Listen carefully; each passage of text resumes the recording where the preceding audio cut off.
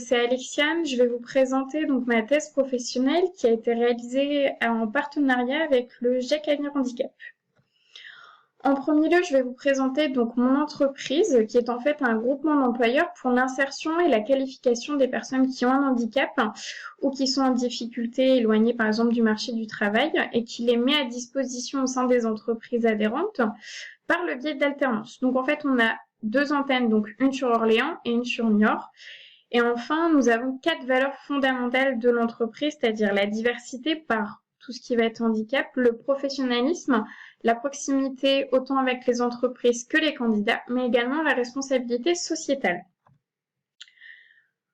Pour le diagnostic, j'ai décidé de réaliser une analyse interne et externe de mon entreprise. Donc en premier lieu, je vais vous présenter le diagnostic externe, qui a été réalisé avec l'outil Pestel. Donc, par rapport à la politique, tout ce qui va être joué sur l'environnement, ça va être tout ce qui va être changement de loi. C'est-à-dire que toutes les associations vont obliger, par exemple le GIEC, vont être obligées de s'adapter tout ce qui va être changement de loi. Ensuite, on va avoir toutes les aides de l'État qui vont permettre de pérenniser les associations grâce à toutes les aides de la Directe, de l'État, d'Ocalia. Ensuite, nous avons tout ce qui va être par rapport à l'économie. Donc, par exemple, en France, nous avons un taux de chômage relativement élevé de 9,3% en 2015 et un taux d'alternants qui augmente depuis quelques années. La France souhaite atteindre 500 000 alternants, mais malheureusement, on est encore relativement loin. Au niveau de tout ce qui va être sociologique, ça va être surtout porté sur tout ce qui va être rupture de contrat. En France, on a un alternant sur 5 qui refuse en fait qui rupte son contrat. On a également, ça va être par rapport à tout ce qui va être restauration, qui est le milieu le plus touché. On a également aussi tout ce qui va être réorientation, avec 14% des jeunes après le bac. Au niveau de tout ce qui va être handicap, en France, on a plus de 12,5 millions de personnes handicapées. Et également, pour finir, on a un recul de l'âge de la retraite qui va énormément jouer au niveau de la réinsertion. Par rapport à tout ce qui va être technologique, donc ça va être recrutement par tout ce qui est réseaux sociaux, donc Le Bon Coin, Indeed, mais également Facebook. Et on a également des nouveaux emplois qui vont naître par rapport à tout ce qui va être community manager, par rapport à tout ce qui va être communication. Enfin, par rapport à l'écologie, on a tout ce qui va être la politique RSE du GIEC Avenir Handicap en particulier, c'est-à-dire 9 points vraiment importants par rapport à tout ce qui va être aspect matériel, l'image de l'entreprise, qui va avoir un impact important. Et pour finir, au niveau de la légalité, ça va être vraiment sur tout ce qui va être loi du 11 février, qui va obliger toutes les entreprises de plus de 250 salariés à avoir 6% de leur masse salariale qui ont un handicap. Et après, on va avoir bien entendu la loi du travail, la loi sur l'alternance, également l'aide par rapport à tout ce qui est discrimination, car le cœur du métier de l'entreprise reste d'insérer des personnes qui sont éloignées du marché du travail. Donc ça part du principe que ce sont des personnes qui ont des handicaps, mais également l'âge, mais également les noms de famille. C'est plein de choses. Ensuite, j'ai étudié et analysé le diagnostic interne de l'entreprise en réalisant l'outil CAP-Ferrer. Donc, par rapport à l'entreprise, donc qui est-ce qu'elle touche? Donc, on a deux cibles, les candidats qui sont éloignés du marché du travail, qui ont un handicap, et également les entreprises, donc particulièrement les entreprises de 250 salariés, de plus de 250 salariés, qui vont ensuite devenir des adhérents. Ensuite, on va voir pourquoi, donc c'est-à-dire les bénéfices. Donc les bénéfices, ça va être surtout par rapport à la mise à disposition des candidats qu'on va mettre dans les entreprises, par rapport à toutes les adhésions qu'on va avoir par an et par entreprise, mais également toutes les aides perçues qu'on va avoir par nos différents partenaires. Donc ça va être la GFIP, mais également Ocalia, la Directe, l'État. Toutes les aides vont faire partie de nos bénéfices. Ensuite, on va avoir contre qui, c'est-à-dire les concurrents. L'entreprise n'a pas vraiment de concurrent direct, c'est-à-dire qu'on a une agence en fait d'intérim qui va être un concurrent indirect car elle va proposer des CDD mais pas en alternance. Pour finir, nous avons le moment d'utilisation, c'est-à-dire quand les entreprises vont l'utiliser pour le besoin de recrutement et les candidats, ça va être tout ce qui va être formation qualifiante et également accompagnement. Ensuite, j'ai fait une analyse SWOT qui va un peu reprendre donc les diagnostics externes et internes qu'on a pu voir auparavant. Donc les forces de l'entreprise, ça va être surtout sur son savoir-faire au niveau de l'insertion par rapport au fait qu'elle a une alternance vraiment personnalisée, un accompagnement et un coût de facturation vraiment intéressant par le Prodiat. Ensuite, nous avons une croissance du chiffre d'affaires de plus de 26%. Au niveau des faiblesses, ça va être surtout la trésorerie car c'est une association. Et également la notoriété car l'entreprise n'est pas encore assez connue. Au niveau des opportunités, ça va être surtout au niveau des politiques d'alternance et le fait qu'il y ait beaucoup de nouveaux secteurs d'activité qui s'ouvrent. Pour finir, on a les menaces où on a la concurrence, comme je vous disais tout à l'heure, la concurrence des entreprises à travail temporaire, mais également les changements de réglementation sur l'alternance qui vont jouer. Pour le travail de ce rapport, on a décidé du coup de choisir en fait des variables pour travailler dessus pour faire la revue littérature. Donc, le choix de mes variables s'est porté sur la formation professionnelle, les personnes éloignées du marché du travail, les structures d'insertion et l'insertion professionnelle. J'ai choisi ces thèmes car ce sont les valeurs de l'association, c'est également mon travail au quotidien et c'est surtout une envie personnelle parce que j'ai envie d'en savoir un petit peu plus sur ces termes-là qui parlent aux personnes qui sont en alternance. Pour réaliser donc ma revue de littérature, j'ai d'abord fait des recherches. Donc comment j'ai établi mes recherches? En définissant deux variables. Donc première variable, comment va se définir l'insertion professionnelle par la formation continue et en quoi les structures interviennent-elles dans l'insertion des personnes qui ont un handicap ou qui sont éloignées du marché du travail. Ensuite, on va avoir la valeur 2, la variable 2, pardon. Comment se définit le bien-être et quelle est l'influence d'une insertion professionnelle sur l'épanouissement? Pour ces recherches, j'ai utilisé donc Kern et EBSCO qui m'ont permis de rechercher par mots-clés des auteurs qui ont réfléchi directement sur ces analyses.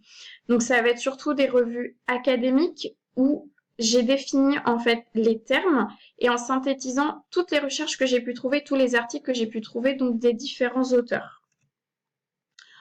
Au niveau des liens entre les deux variables, donc l'analyse de recherche possible sur les deux liens entre les variables, c'est référé nul. C'est-à-dire que avec mes deux variables, quand j'ai recherché directement s'il y avait un lien entre les deux, si des personnes avaient réalisé ces recherches, il s'avérait qu'il n'y a eu aucun travail.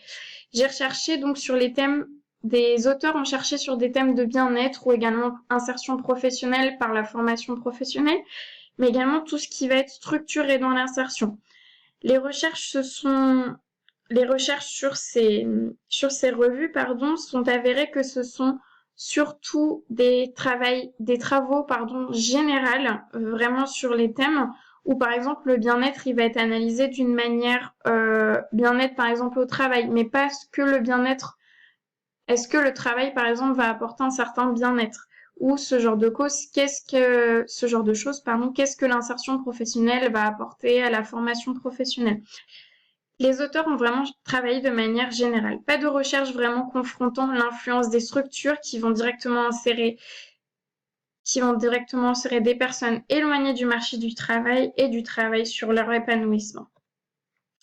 Au niveau du choix de ma problématique, j'ai décidé, comme je vous expliquais tout à l'heure, par rapport au travail que j'ai fait donc sur mon analyse et également sur mon analyse d'entreprise et mon quotidien en entreprise, j'ai décidé de partir sur cette problématique. Donc, quelle est l'influence des structures qui aident l'insertion professionnelle par la formation en alternance des personnes éloignées du marché du travail sur la qualité de vie, l'épanouissement de ces personnes insérées dans un contexte associatif?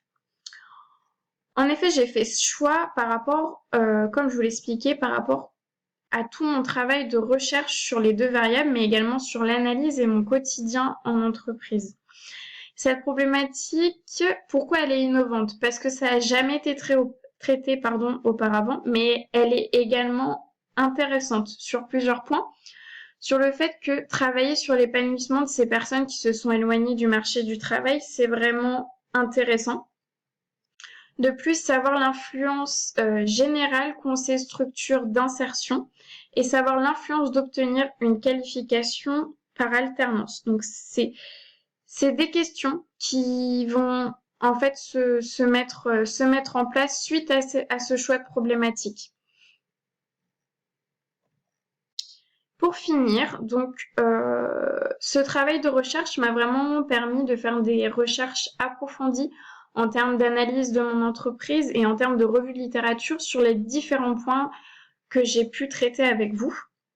Donc pour cela, ça va être surtout au niveau de ma revue de littérature où on peut savoir que où on peut se rendre compte, pardon, que beaucoup d'entreprises ont travaillé sur des thèmes et des variables théoriques, mais jamais en liant les deux.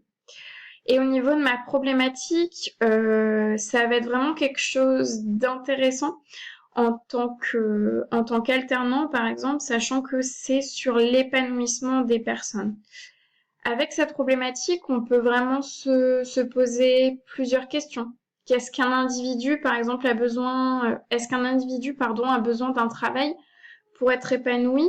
Est-ce que l'insertion professionnelle est-elle considérée comme un épanouissement personnel? C'est-à-dire, est-ce que nous, en tant qu'alternants, c'est vraiment un épanouissement d'être dans une entreprise et de pouvoir sortir à la fin de notre diplôme quelque chose d'épanoui? Enfin, tout ce travail, pour pouvoir ainsi répondre à la problématique, il va falloir faire un travail de recherche, donc vraiment de recherche terrain.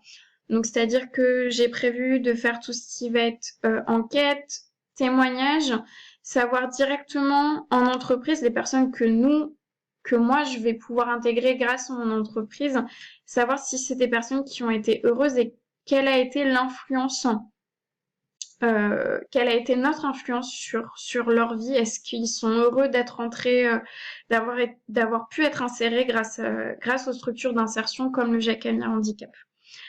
Donc ça va être vraiment un travail de recherche terrain, donc savoir toutes ces choses pour pouvoir répondre vraiment d'une manière théorique à ma problématique. Donc voilà, j'ai fini de vous présenter ma thèse professionnelle. Ça a été vraiment un travail très intéressant. Ça a été réalisé du coup par moi-même, donc Alexiane Moureau, donc je suis en bac+4 IDRAC, donc master stratégie, management de la stratégie commerciale.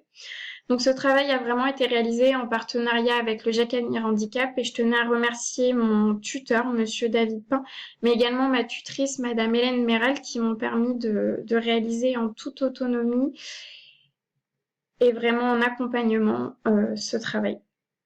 Au revoir.